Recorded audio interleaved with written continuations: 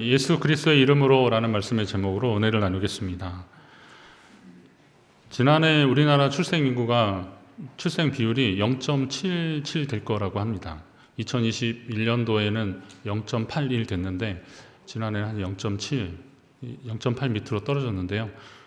둘이 만나서 결혼했는데 한 명도 채 안 낳는 겁니다. OECD 국가 중에서 최저라고 합니다.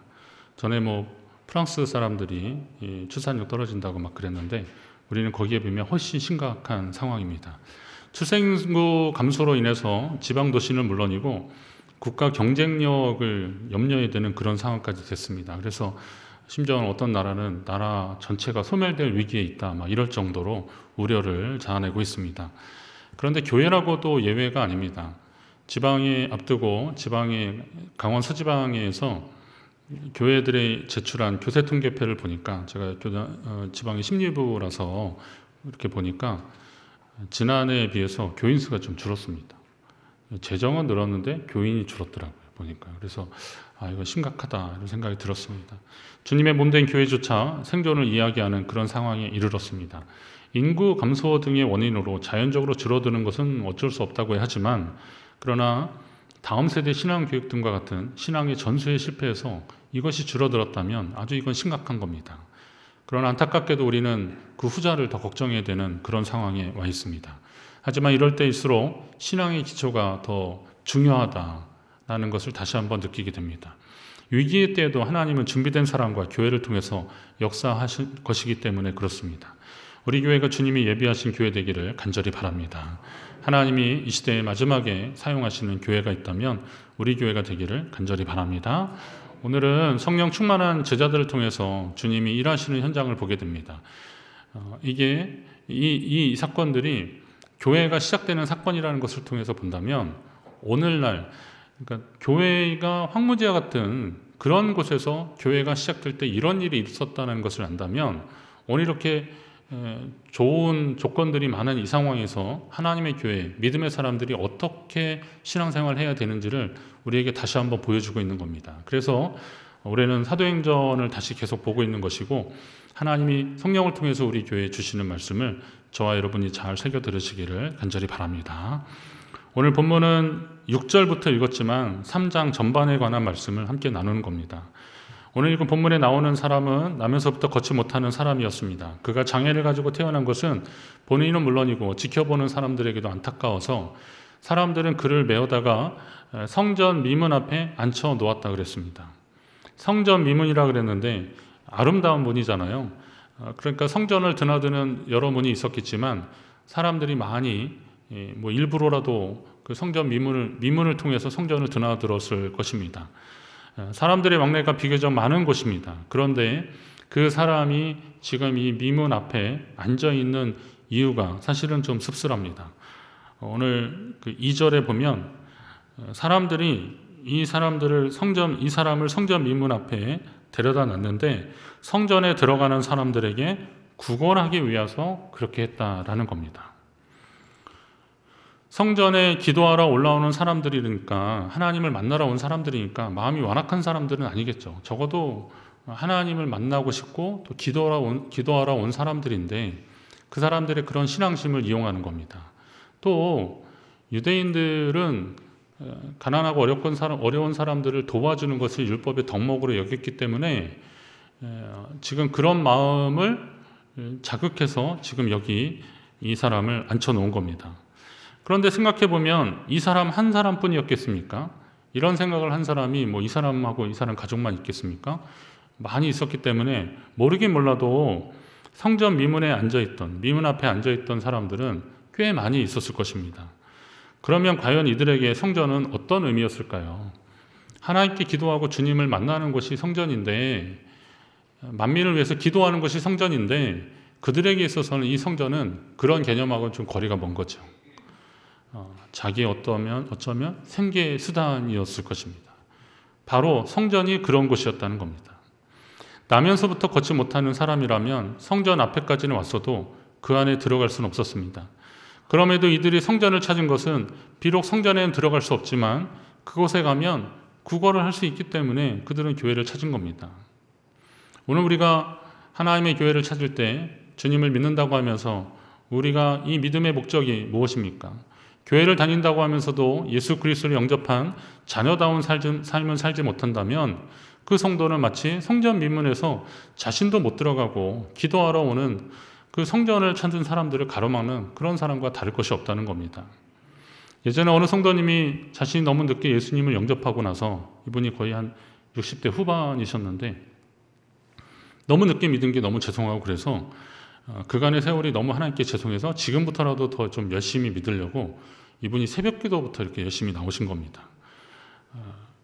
그리고 또 언니들이 교회에 이제 권사님이시고 막 그랬는데, 이 막내 동생이니까요, 막내의 특유의 톡톡 튀는 그 개성이 있잖아요. 그래서 언니도 왜 새벽기도 안 나오냐고 막 또 언니들한테 막 그러고, 또 주일에 뭐 자녀 만나러 뭐 서울 가고 그러면 권사들이 예배 빠지고 서울 다른 데 갔다고 막 혼내고 막 그런 거예요.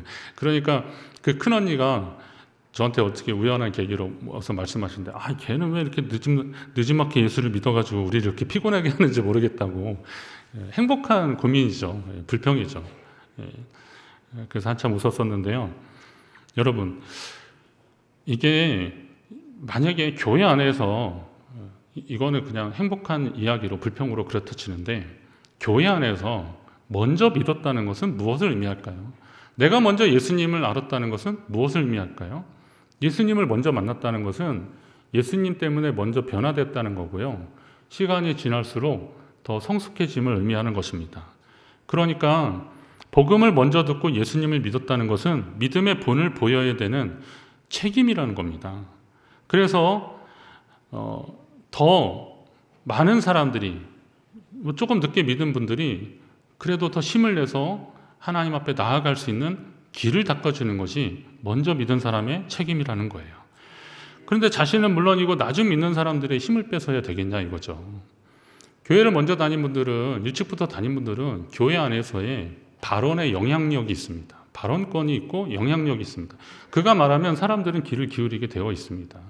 뭐 직분 때문에 그렇기도 하고, 또 오래 다니신 분들은 교회 이런저런 사정들을 잘 알기 때문에, 그러면 이 발언의 영향권이 얼마나 중요한지를 잘 아셔야 되는 거죠. 그렇다면 어떻게 하셔야 돼요?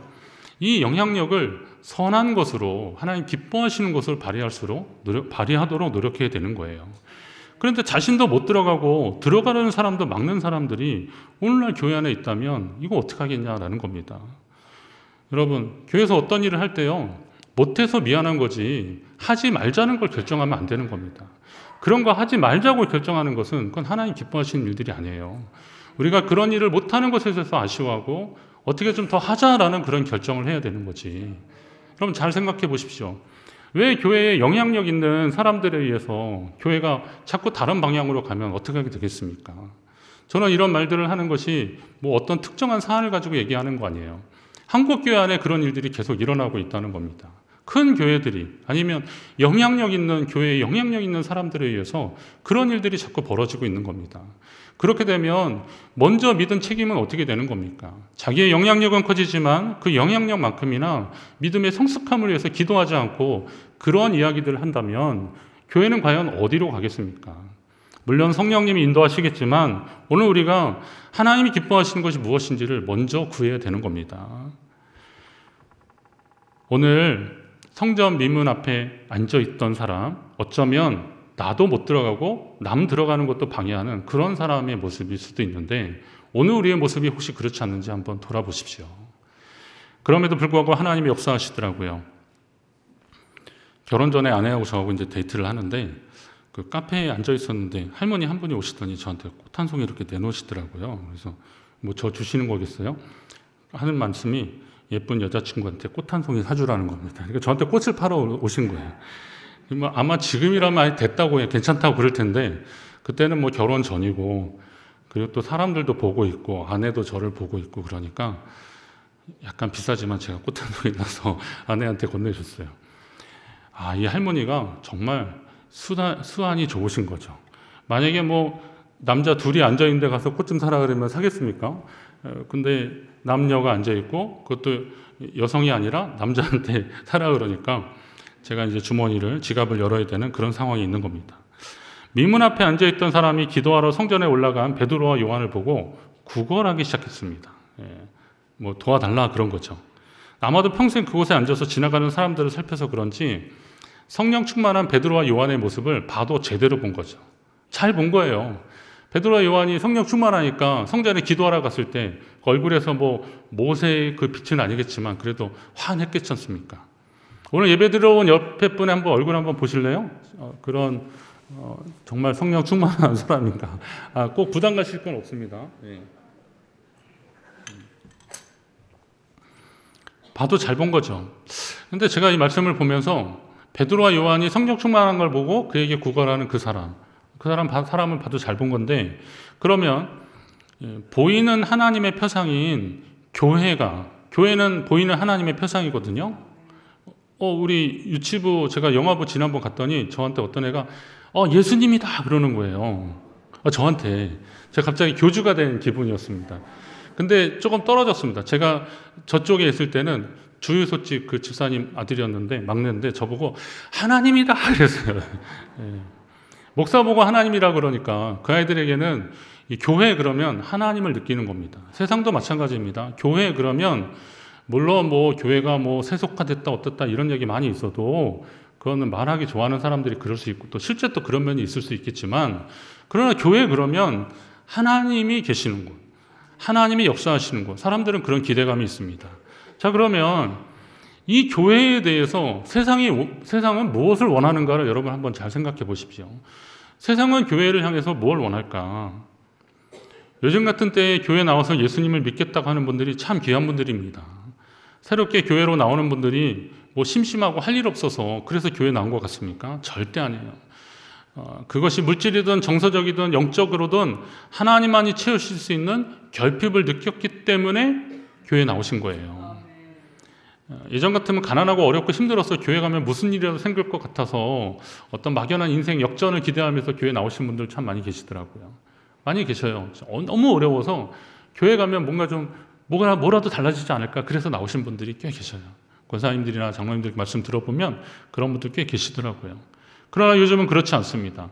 교회에 대한 세상의 비난의 소리도 있고, 그리고 교회 다니나 안 다니나 똑같다. 뭐 예전에 교회 다니면 좀 형편 나아지는 것 같은데 교회 안 다녀도 충분히 나아지는 사람이 있고, 뭐 교회 다녀도 어려운 건 똑같더라. 이렇게 뭐 많이 이야기가 나오잖아요. 그럼에도 불구하고 교회에 나온다. 그리고 등록을 한다. 이건 참 귀한 거예요. 그러면 그분들은 왜 교회를 나오고 또 교회에 등록하고 예수님을 믿으려고 할까요? 아마도 결국 교회는 세상의 이 영적인 결핍의 요구에 대한 응답을 해줘야 되는 거잖아요. 그렇죠? 그분들이 하나님의 교회에 찾아 나오는 것에 대한 응답을 해줘야 되는 것이 이게 교회의 책임이고 먼저 믿은 우리의 책임이라는 겁니다.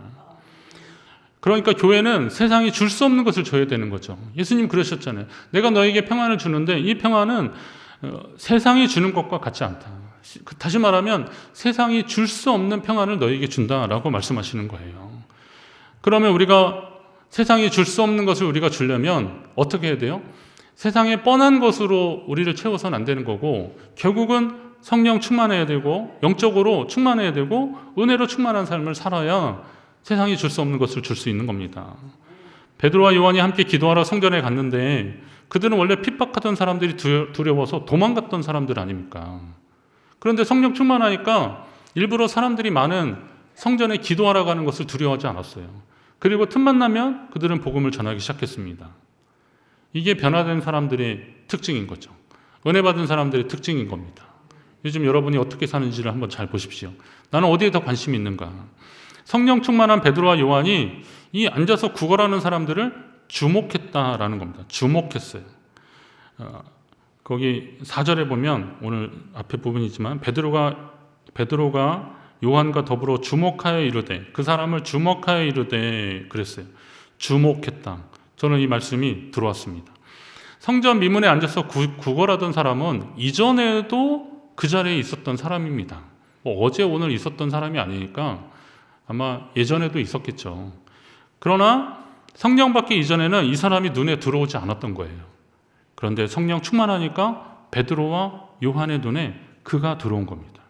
이게 차이라면 차이입니다. 그러면 여러분이 주목하는 것이 무엇입니까? 여러분 주변에 어떤 사람들이 많이 있습니까? 지난 주간에 구역 공과가 이제 내 이웃을 내 몸처럼 사랑하라라는 말씀이었는데, 그럼 여러분의 이웃은 과연 누구입니까? 그래서는 안 되겠지만 혹시 하나님께 너무 집중하느라 여러분의 이웃과 너무 멀어져 있지 않습니까? 이제 우리의 눈을 좀 주변으로 돌리셔야 됩니다. 십자가의 사랑은 하늘에서 내려오신 사랑이면서도 자신을 내어주신 수평적 희생의 사랑입니다. 그러니까 수평적이고 희생의 사랑이 십자가 사랑이라는 것을 안다면 오늘 우리도 우리 주변을 둘러봐야 되는 겁니다. 그리스도인이라면 예수님이 하신 것처럼 우리 이웃을 주목해야 되는 거죠. 천천히 살피십시오. 혹시 여러분의 작은 도움이라도 필요할 것 같으면 기꺼이 손을 내미셔야 됩니다. 멀리 갈 것 없고요. 오늘 옆에 앉아 계신 예배하는 분들 중에 혹시 낯선 분 계시면 또 아시는 분이라도 따뜻한 인사를 좀 건네보십시오. 당신은 축복의 통로이십니다. 한번 해주세요. 자, 낯선 분한테 당신은 축복의 통로이십니다. 한번 하십시오. 제가 이제 50 중반이 되니까 약간 꼰대 기질이 있어서 이렇게 우리 청년이나 학생들 이렇게 가면은 인사하면 안녕, 그런데 얘네들이 저한테 인사했는데 뭐 권사님이나 장로님들한테 인사를 안 하더라고. 그래서 야 일로 와봐. 그래서 너 왜 저분한테 인사 안 해? 그랬더니 얘 하는 말이 똑같아요. 열이면 열 다 그래. 모르는 사람인데요. 그러는 거죠. 이 교육이 잘 된 거예요, 사실은. 애들한테 하도 모르는 사람이 말 걸면 절대 대답하지 말아라. 이걸 하도 어려서부터 배운 애들이니까 모르는 사람들하고는 말도 안 섞으려고 그러고 눈도 안 맞추려고 그러니까 아무리 교회라도 뭐 그러는 거죠. 어제 아내하고 저하고 이렇게 운동하고 오다가 우리 교회 이모 권사님을 만났어요. 근데 마스크를 써가지고 이렇게 된 거잖아요. 썼는데 딱 그분이더라고요. 그래서 저는 통화하고 있고 아내가 권사님이라고 그러는 거예요. 그러니까 아내가 너무 반가워서 권사님 그러면서 갔는데 그분이 이렇게 보시더라고요. 그랬더니 권사님 저예요. 그런데 됐어요. 그러면서 그걸로 가시더라고요. 그래서 보니까 우리가 잘못 본 거예요. 그분이 아니에요. 그분이 절대 그럴 리가 없어요. 저희가 잘못 본 거예요. 근데 아내는 막 민망해서 어쩔 줄 몰라 하고 그러는데, 근데 돌아오면 생각해 보니까 아니면 아니지 뭐 이렇게 화를 낼 건 뭐 있나 이런 생각이 들어요. 근데 여러분, 이게 또 다른 나라 얘기가 아니라 우리 교회 어떤 분이 그러셨어요. 교회 이제 새 가족이실 때 꽤 뭐 됐는데, 근데 그분이 자기가 교회에서 어떤 분하고 안녕하세요 인사를 했는데 그분이 누구세요? 그러더라는 거예요. 저 아시냐고 그러더래요. 그래서 인사할 때 참 민망했대요.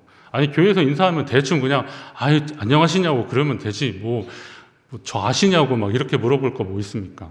사실 일부 예배만 드리는 분 있고 3부 예배 드리는 분 있어서 잘 섞이지 않으면 잘 모를 수도 있죠. 그러나 이렇게 노출되는 분들은 좀 아실 거 아니에요. 그래서 반가운 마음에 인사했는데 누구시냐고 저 아시냐고 그러면 얼마나 민망하겠어요. 이제 우리 주변을 좀 자꾸 보셔야 됩니다. 누가 어떤 필요가 있는지 한번 잘 보십시오. 자, 베드로와 요한이 우리를 보라라고 이야기합니다. 우리를 보라. 베드로와 요한이 성령 충만하고 얼굴에 빛나는 것 같은 이런 사람들이 그렇게 말하니까 이 구걸하는 사람은 당연히 어떤 마음으로 보겠어요? 뭘 주려나 보다. 뭐 말하자면 뭐 세겔이나 이런 성전제를 내려고 하는 그런 걸 주려구나 한번 이렇게 기대하고 있는 거예요. 기대하고 있을 때 가난하고 어려운 나라에서 사역하고 있는 선교사님이 형편이 어려운 사람들에게 자신이 해줄 수 있는 것이 너무 없어서 미안했는데 한국에 한 이단 교회가 들어와 가지고 트럭으로 쌀을 싣고 와서 이렇게 막 나눠줬대요. 그리고 현지인 사역자들한테는 막 봉투를 돌리니까 이 사람들이 다 그리로 가더라는 겁니다. 제가 그 이단 교회 아는데요. 무슨 축복 이렇게 선언하면서 막 했던 교회거든요. 저희 그 권사님 딸이 또 그쪽에 살다가 거기에 빠져가지고 좀 되게 어려웠던 기억이 있어서 제가 안타까웠어요. 나중에 그 문제 해결이 됐는데, 근데 그 아는데 그 사람들이 그렇게 하는 거예요. 그래서 성도들 헌금 가지고 쌀 사가지고 선교지에 가가지고 사람들한테 막 퍼주면서 사람들을 막 모으는 거예요. 그러니까 이 선교사님이 이제 그 내용을 아니까 그 사람들이 말하는 건 진리가 아니다. 물질의 영혼을 파는 일을 하지 말아라. 그렇게 막 안타깝게 얘기를 해도 일단 뭐 돈이 생기고 쌀이 생기고 그러니까 사람들이 막 가더라는 겁니다.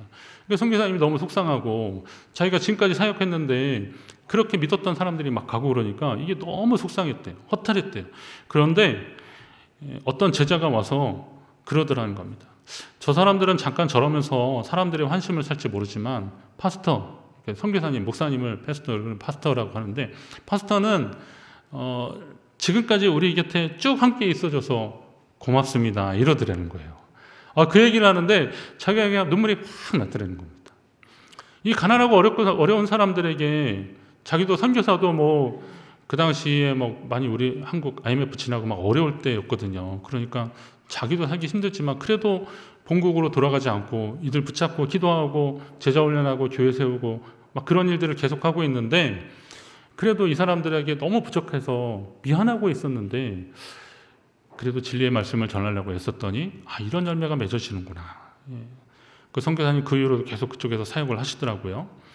하나님이 이 사람들을 통해서 자신을 위로하고 격려해 주셨다는 걸 느꼈다는 겁니다. 사람들에게 당장 필요한 것은 빵일지 모르지만 우리는 영혼의 때를 위해서 복음을 전하는 일을 소중히 여겨야 되는 겁니다. 우리 교회도 나눔위원회나 여러 기관들을 통해서 도와주는 일들을 하지만 저는 이것이 우리 한 도구일 뿐이지 저는 이것이 궁극의 목적은 아니라고 봅니다. 우리가 하려고 하는 것은 복음이잖아요. 예수 그리스도의 복음을 증언하는 그런 일들을 계속해야 되는 거죠. 베드로와 요한이 말합니다. 은과 금은 내게 없거니와, 없을 만도 해요. 이 사람들이 갈릴리 사람들인데 고향을 떠난 지 꽤 됐기 때문에 뭐 수중에 돈이 얼마나 있었겠습니까? 돈이 없는 건 맞아요. 자, 은과 금은 내게 없지만 내게 있는 것을 내게 준다. 그게 뭐예요? 나사렛 예수 그리스도의 이름이다. 그러니 일어나 걸으라 라고 그에게 선포하기 시작합니다. 은과 금은 내게 없지만 내게 있는 것으로 내게 준다. 그러니 나사렛 예수 그리스도의 이름으로 일어나 걸으라. 이 말씀은 이 땅의 교회와 성도들을 향한 주님의 메시지입니다. 기적이 언제 일어나는지 보십시오. 은과 금은 내게 없다는 말, 이거는 다시 말하면 나의 능력이나 권세가 아니라는 말입니다. 당연히 그보다 더 뛰어난, 더 크신 예수 그리스도의 권능을 힘입는다라는 그런 말이죠. 일어나 걸으라. 그에게 명령합니다. 그랬더니 그 사람이 오른손을 잡아서 일으키니까 그가 발과 발목에 힘이 생겼다 그랬어요.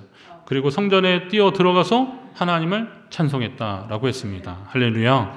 이런 역사가 지금 성령 충만하여서 예수 그리스도의 이름의 능력을 선포하는 사람들에게 그 현장에서 지금 일어나고 있는 겁니다. 성도는 하나님께 받은 은혜를 나눠줘야 됩니다. 물론 축복은 사명이라고 했으니 물질적인 부분도 나누고 베푸는 일을 할 수만 있으면 해야 되죠. 그러나 물질에는 분명 한계가 있습니다. 물질에는 분명 한계가 있습니다. 따라서 우리는 더 소중하고 필요한 것을 전해야 되는 겁니다. 복음의 능력이 바로 그거입니다. 에베소 3장에 보면 바울이 하나님이 나를 그리스도의 일꾼으로 세우신 이유가 뭐냐면 이 측량할 수 없는 그리스도의 풍성한 은혜를 이방인에게 전하게 하시려고 하나님이 나를 그리스도의 일꾼으로 삼아주셨다라는 겁니다. 그러니까 예수 그리스도 안에서의 풍성한 은혜를 전하라고. 예수 그리스도 안에서 풍성한 은혜를 전하라고. 그러니까 하나님이 원하시는 예수 그리스도 안에서의 풍성함은 물질만이 아니라는 거죠. 너무 어렵고 힘들면 물질이 가장 크게 다가오는 하나님의 축복일 수 있어요. 그렇지만 지나고 나서 보면 물질은 우리의 삶을 지배하는 것이 다 되지 않더라고요. 어느 정도 영향력은 받습니다. 제가 은행 가는 날이 첫 주일 되는 날이거든요. 근데 요즘 은행은 대면 창구 안 하고 다 ATM기로 가잖아요. 제가 여기 국민은행 여기를 가는데 거기 딱 가면요, 거기 줄이 쫙 있어요. 그래서 은행 가는 줄이 많은 줄 알았더니 그게 아니라 로또 판매하는 거기 판매점인데 상당히 많습니다. 그 시간대가 한 7시쯤 되는데요. 제가 진짜 신기하게 그때쯤 가면 거기 줄이 쫙 있어요. 인생 역전을 꿈꾸는 분들이죠. 근데 제가 로또는 아니지만 자기가 살고 있는 어느 지역이 개발이 돼서 그래서 큰 보상을 받은 분을 제가 아는데, 이분이 그 보상을 받아서 형제들한테 그냥 큰 손을 막 썼죠. 그리고 또 뭐 하자고. 그런데 한 3년인가 4년 만에 그분이 예전에 하던 일을 똑같은 일을 하고 계시더라고요. 그래서 그거 안 한다고 다른 데로 갔거든요. 근데 집사님 왜 다시 오셨어요? 그랬더니 제가 그렇게 보상받고 나니까 사람들이 전에 모르던 사람도 다 와서 아는 척을 하고 도와달라고, 그리고 무슨 사업 아이템이 있다 그래서 그 지역까지 갔는데요. 결국은 자기가 다 이용만 당했지 자기는 다 그냥 다 썼대요. 그래서 지금 다시 예전처럼 똑같이 어려워졌대요. 근데 그게 한 3년인가 4년 걸렸더라고요, 보니까. 물론 뭐 그분같이 다 그런 건 아니겠지만 물질의 한계는 분명히 있는 겁니다. 근데 우리는 영원하지 않는 물질 때문에 우리 인생과 우리의 영혼을 거기에 너무 투자해버리면 그 나중에 하나님은 우리의 영혼의 때 우리를 보실 텐데 우리는 과연 하나님 앞에 어떻게 설 것인가를 한번 보셔야 되는 거죠. 초대교회 성도들이 세상적 기준으로 풍성해져서 하나님을 찬양하고 기뻐했겠습니까? 그들에게는 여전히 가난과 핍박의 위협이 있었고 가족이나 친구들에게 멀어지는 소외와 고독의 순간을 경험해야만 했습니다. 그러나 그들의 믿음과 소망을 잃지 않고 서로 사랑할 수 있었던 것은 그들이 복음을 처음 들을 때부터 간직했던 예수 그리스도의 능력이, 그 이름이 그들 가운데 있었기 때문입니다. 오늘 우리도 하나님 앞에서 나는 왜 지금 이 자리에 있는지를 한번 잘 보셔야 됩니다. 하나님이 내게 물질의 복을 주셔서요? 아니요. 혹시나 이 물질조차도 다 의미 없는 것이 될 수 있어도 그러나 내게 주신 예수 그리스도의 그 이름의 능력이 나를 구원하시고 하나님의 자녀 삼아주셨다는 것에 감사하시고 이 자리를 끝까지 주님과 함께 지키시고요. 또 여러분이 받은 그 은혜를 함께 나누시기를 간절히 바랍니다. 베드로와 요한이 선포한 예수 그리스도의 이름으로 이 사람이 고침을 받았잖아요. 근데 이 사람이 성전 안에 뛰어 들어가서 하나님을 찬송했어요. 성전은 그에게 있어서 정말 가장 가깝고도 먼 곳이었습니다. 자신이 갈 수 있는 곳은 성전 문 앞까지였습니다. 들여보내주지 않았습니다. 그가 그 안에 얼마나 들어가고 싶었겠습니까? 이제 걸어가고 달려갈 수 있게 되었습니다. 그래서 가장 먼저 성전으로 달려갔습니다. 예수님께 고침을 받은 그 나병 환자 10명 이야기 아시잖아요. 이 사람들이 제사장에 가서 내 몸을 보이라 그랬어요. 당신들 몸을 보이라 그러니까 이 말은 뭐냐면 나병이 걸리면 제사장이 딱 봐서 이 나병이 발병했으면 당신들은 이제 격리를 시키는 거거든요. 성읍에 들어오지 말라고. 그럼 병이 나오면 다시 제사장한테 가서 보여줘야 되는 거예요. 그 가는 길에 낫고 제사장이 완치 판정을 내렸어요. 얼마나 기쁩니까? 그러니까 이 사람들이 어떻게 됐어요? 사마리아 사람 하나만 와서 예수님께 감사하다 그랬고요. 나머지 9은 다 갔어요. 다 어디 갔냐 그러셨는데 아마도 그 9은 가족들, 친척들, 친구들한테 갔을 겁니다. 나병으로 인해서 격리되었으니까 만나고 싶은 가족들 못 만났으니까 얼마나 좋았겠어요. 다 그리로 달려간 거죠. 오늘 성전 앞에서 고침받은 이 사람도 그 사람을 메어다가 사람들이 맨날 놔뒀기 때문에요. 얼마나 고마워요. 그러니까 달려가서 야 내가 이렇게 나아졌다고, 나 이렇게 뛸 수 있다고, 걸을 수 있다고 막 자랑하고 싶었을 겁니다. 그런데 이 사람이 그렇게 하지 않고 성전 안으로 뛰어가서 하나님을 찬송했다 그랬어요. 이거는 단순히 병만 나은 게 아니에요. 그의 장애만 해결된 게 아니라 그의 인생에 예수 그리스도의 이름의 능력이 들어가니까 인생이 영적으로 변화된 거예요. 이걸 우리가 한번 잘 보셔야 되는 거예요. 하지만 사람들이 주목하고 신기한 건 뭐냐면 그가 태어날 때부터 장애를 가지고 성전 미문에 앉아 있었는데 어떻게 이렇게 뛰고, 그러니까 서고, 뛰고, 막 걷고, 이게 너무 신기한 거죠. 그래서 베드로와 요한에게 막 몰려간 거죠. 그러나 정작 우리가 주목해야 될 것은 그 일이 예수 그리스도의 이름으로 이루어졌다는 사실입니다. 그들은 그걸 모르니까 베드로와 요한에게 막 달려갔는데, 그리고 그들을 높이는 거죠. 그러나 베드로와 요한이 뭐라 그래요? 이스라엘 사람들아, 이 일을 왜 놀랍게 여기느냐? 우리 개인의 권능이나 경건으로 이 사람을 걷게 한 것처럼 왜 우리를 주목하느냐? 이건 우리가 한 것이 아니다. 이어지는 16절에 보니까 이 일은 예수 그리스도의 권능으로, 이것은 예수 이름으로 말미암아 난 믿음이 너희 모든 사람 앞에서 이같이 낫게 한 일이다 라고 선포하기 시작했습니다.